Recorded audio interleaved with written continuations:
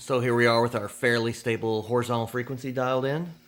That was the leader LCG 400 pattern generator.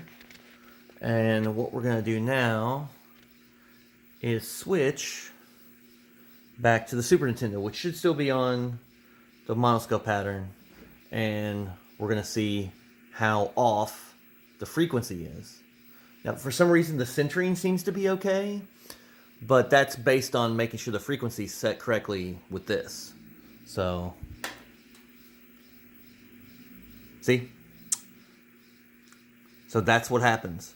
So you can imagine if you did this procedure using a console, like it's wrong, you know, just because you didn't do it right, but it would only make it right for the one console.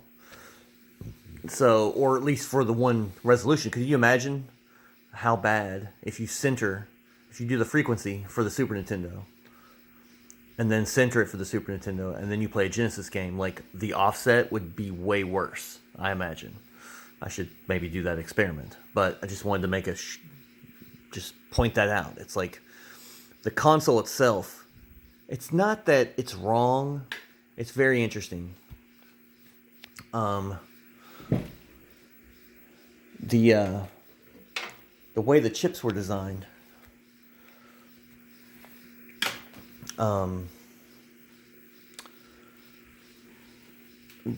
NTSC video, like the sort of horizontal frequency, you end up with like a quarter of a line at the end, or a half of a line, or some shit like that. And so the computers just do not have time to deal with that. You know, especially the computers of the era, you know, the 8 and 16-bit computers.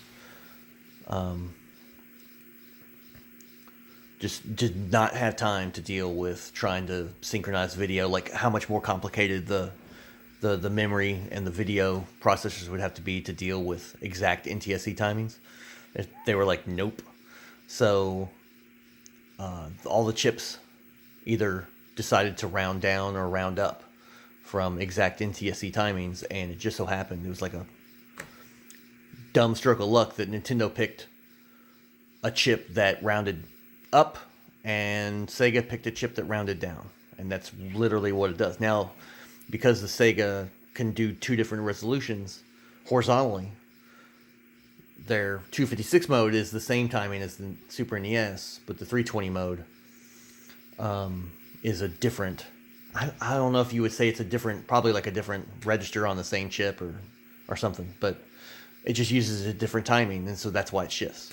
So it's not,